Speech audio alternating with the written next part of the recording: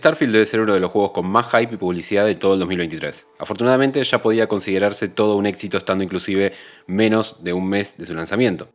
Como todo juego AAA exclusivo de estos días, no ha logrado quedar fuera de polémicas y se ha convertido en una de las principales armas arrojadizas a la hora de continuar debatiendo al interno de la infame guerra de consolas.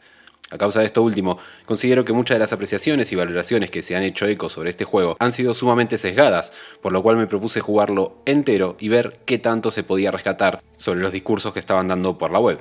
Desde ya, adelanto, personalmente creo que la mayor parte de los testimonios que se han reverberado alrededor de este juego no deberían ser tomados tan al pie de la letra.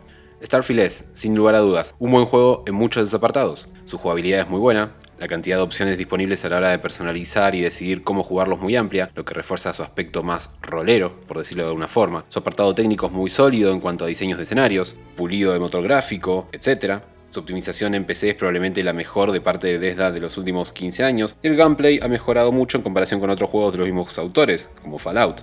Ahora bien, quien ya conozca este canal sabe que estos no son los tópicos que priorizo a la hora de hablar de videojuegos y mucho menos cuando son los que más fácil pueden encontrarse por otras fuentes. Por eso, a pesar de las buenas sensaciones que me ha dejado este título en relación a todo lo ya mencionado, os propongo, siendo lo más realista posible, exponer el verdadero y principal problema que tiene Starfield, que lo impregna y lo hace empeorar también hasta en aquellas cosas que logra hacer bien como videojuego. Estoy hablando, por supuesto, sobre su representación del ser humano. Para empezar hay que hacer énfasis en la idea de que Starfield se ha pensado y vendido como un juego de rol. Es un juego de rol en toda regla, de hecho, y de acuerdo con la gran mayoría de sus características, pero termina siendo un juego de rol sumamente ofensivo. Su principal problema, su cáncer más maligno, que lo conduce a la banalización más grande en apartados fundamentales como la ambientación o la inmersión, comienza a palparse a partir de los personajes y los diálogos que se dan con ellos. Muchos han objetado que la falta de expresividad de los NPC es un mal que Bethesda arrastra desde sus otras sagas principales como Elder Scrolls o Fallout, pero la falta de expresividad aquí no es el problema principal. Ya todos sabemos que las limitaciones técnicas no tienen por qué ser motivo de faltas graves en apartados como la ambientación ni en la inmersión que producen los juegos. Hay cientos de ejemplos que podrían rebatir estos puntos de vista. El problema es el lenguaje y el habla en los personajes y su relación con el resto de los elementos principales del juego. Esto define la principal falencia de Starfield. En Elder Scrolls, generalmente los diálogos y expresiones de los personajes estaban más cuidados, con modismos propios de los juegos de rol, literatura y películas de fantasía medievales y de las producciones acordes a esa temática. En la saga Fallout, como contrapartida, el lore del juego plantea literalmente que sus acontecimientos tienen lugar en un futuro no tan lejano de una catástrofe nuclear en un contexto real como serían los Estados Unidos. Las licencias creativas en cuanto al diseño del guión, diálogos y personajes son mucho más aceptables a la luz del contexto que plantea el mismo juego. Así, seguimos en línea con la idea de que el escenario, el marco que plantea un juego de rol, debe ser coherente con sus personajes, sus acciones y los elementos que los componen. Ahora bien, en Starfield se plantea un tono sobrio para la obra, para empezar, y un argumento que se desenvuelve cientos de años por delante a nuestro presente, con cambios radicales en la forma de vivir, de percibir la realidad y relacionarse con ella, día a día, por parte del ser humano. Es bien sabido que el lenguaje se transforma, así como las sociedades y la cultura se modifican día a día procesualmente. Es, así, completamente inadmisible que en esta nueva realidad virtual planteada por este juego, existan tantos elementos tan poco inspirados y a la vez sus personajes hablen, se expresen, se dirijan hacia los demás, se relacionen y actúen como si fuesen simples muñecos de paja estereotipados por defecto con un modelo hollywoodense. Ya no importa qué tan malas llegan a ser sus animaciones, cuántos bugs incurren en nuestras partidas o qué tanto afecta al motor gráfico en sus diseños, porque el problema real, el lastre aquí, que subyace en sus peores defectos, es el guión y la forma en que están pensados todos y cada uno de los personajes. La forma en que se piensa al ser humano en general, la forma en que se proyecta y se sueña con el modelo ideal humano en esa realidad utópica de ciencia ficción. Ese ser humano es un modelo prefabricado hollywoodense, de esos que gritan "Let's go" de forma dramática cuando despegan en una nave o se embarcan en una misión. De esos que hacen bromas sobre su atractivo físico como si estuvieran intentando subir su autoestima antes de entrar a un bar un viernes por la noche. Nosotros, como seres humanos, somos animales simbólicos. Entendemos y codificamos la realidad a través de nuestra capacidad simbólica, de representarnos la realidad simbólicamente, y la principal herramienta de la cual nos servimos para motorizar esa capacidad es el lenguaje. Sostenía Ernst Cassirer, filósofo neokantiano clave de finales del siglo XIX y principios del siglo XX, que gracias a su capacidad de abstracción y síntesis de la realidad simbólica, comparado con los demás animales, el hombre no vive simplemente en una realidad más amplia, vive, por así decirlo, en una nueva dimensión de la realidad. Y es precisamente a través de la función del lenguaje que llegamos a construir esa nueva dimensión de la realidad. Nuestro lenguaje y la forma en que nos relacionamos con los demás nos permite representarnos la realidad de distintas formas, crearnos una idea sobre todo aquello que percibimos e interpretar nuestro contexto de distintas formas. En un juego de rol, el lenguaje, la comunicación y la forma en que ésta se da con los personajes con los que nos encontramos, nos erige un contexto, nos marca medularmente la inmersión, porque nos construye esa realidad virtual en la que intentamos meternos a través del juego. Por lo tanto, el lenguaje, las formas, los modismos, todo ello construye y da forma a una nueva inmersión y entendimiento de ese mundo, del juego en general. No vengo a decir aquí que esté mal que el lenguaje de Starfield por defecto sea el inglés y que el Bethesda ni se molestó en crearse un idioma nuevo a lo Tolkien para ser coherente con la ficción del juego. Pero los modismos y la forma de dirigirse uno a los otros entre los personajes es sumamente genérica y maniquea. Por todo esto, no es un detalle menor ni accidental. Lo que representan y cómo están construidos los personajes, sus formas de hablar y cómo se comunican, rompen esa potencial inmersión efectiva, que termina por intentar apoyarse en su totalidad casi sobre los escenarios, el sonido, la música, sobre los demás componentes del juego, y termina dirigiendo al juego, su historia, su lore, su ambientación, hacia un sentido de la realidad hollywoodense.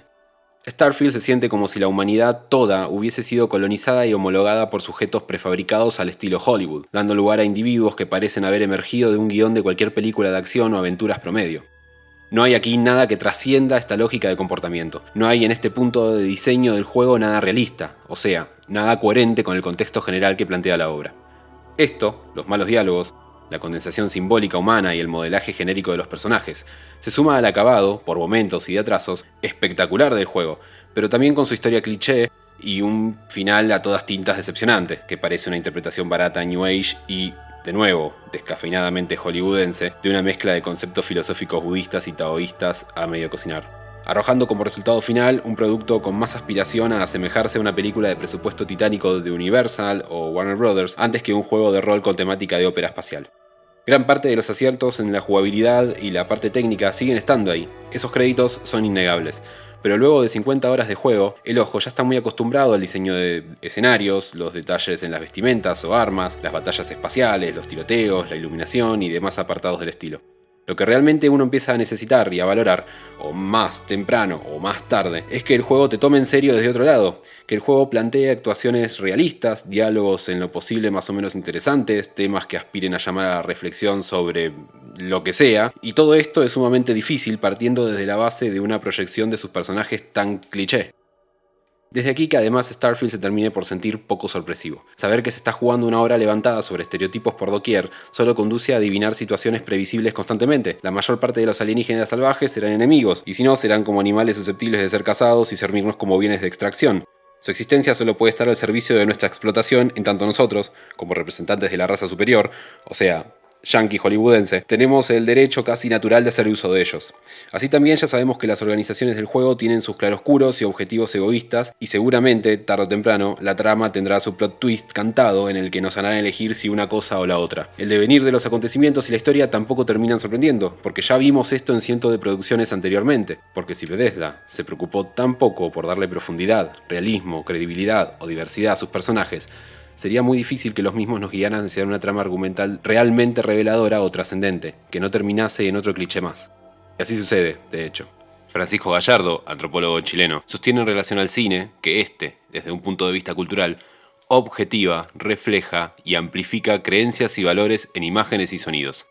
El cine objetiva porque materializa visualmente aquello que para el imaginario social son solo conceptos culturales, les da una imagen real a conceptos culturales o sociales.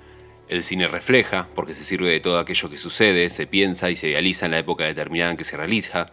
Y el cine amplifica, porque instala creencias y valores en diferentes audiencias, en un dominio colectivo.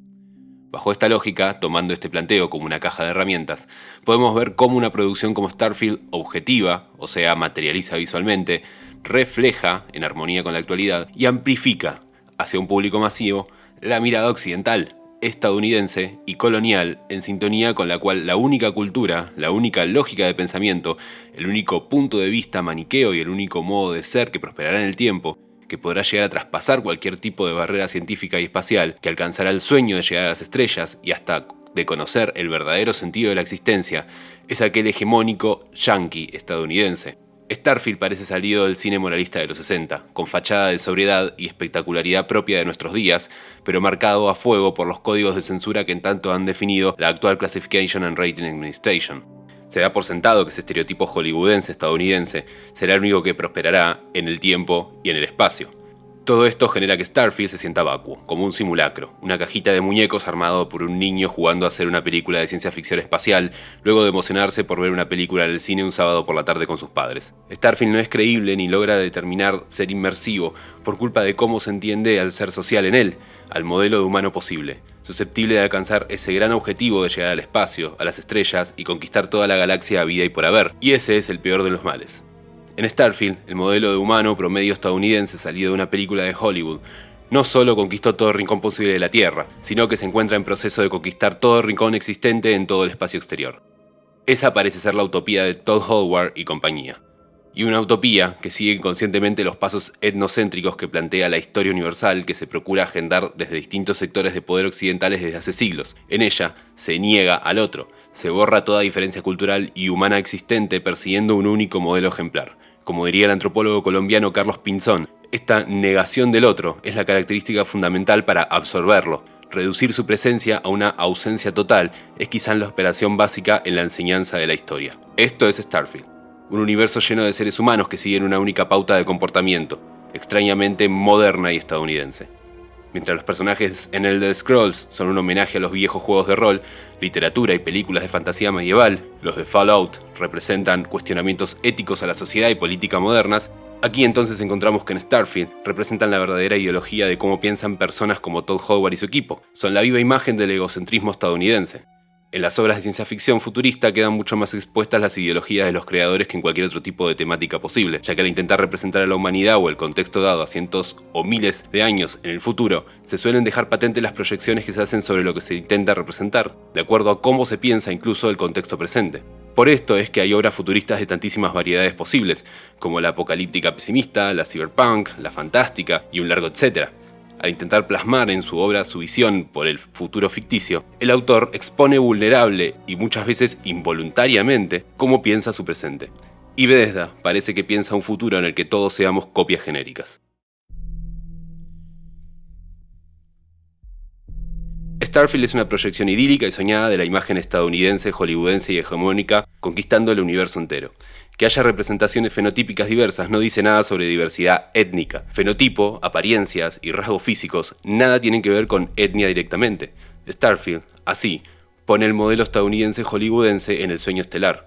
La humanidad se ve homologada en una sola cultura, condensada, representativamente hablando, en un solo modelo prototípico de tintes teatrales, en una imagen maniquea prefabricada y genérica. Starfield debería ser considerado, por ejemplo, como un producto más ofensivo que cualquier otra película a la que se haya tachado anteriormente de discriminatoria por hacer whitewashing, entendiéndose como la representación de un personaje de color por uno de tez clara o caucásico.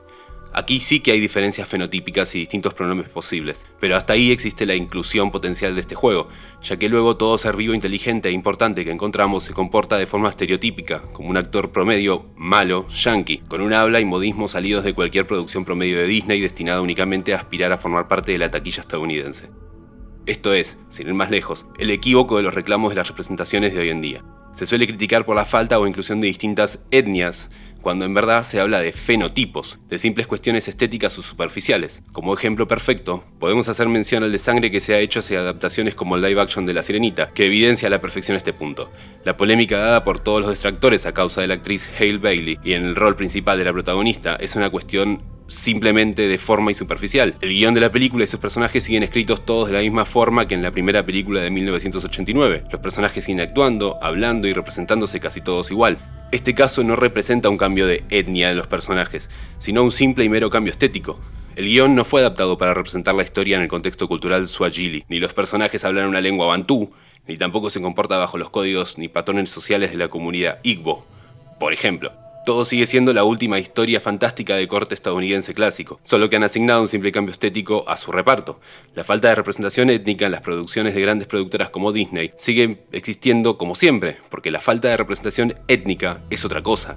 La falta de representación étnica es que todos los personajes de una obra piensen, hablen o se expresen, actúen y entiendan el mundo de acuerdo en un mismo paradigma cultural homólogo dado.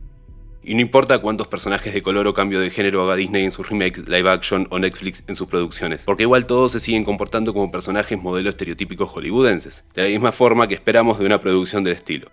No importa, entonces, cuántas variedades de personajes o fenotipos o pronombres nos incluya Bethesda en sus Starfields, porque al final, todos se comportan igual. Si te gustó el video, el contenido, el abordaje o la temática, puedes dejar algún comentario, darle like y suscribirte, ya que el feedback nunca viene mal y aún me encuentro trabajando en muchos otros videos. Muchas gracias por llegar hasta acá y adiós.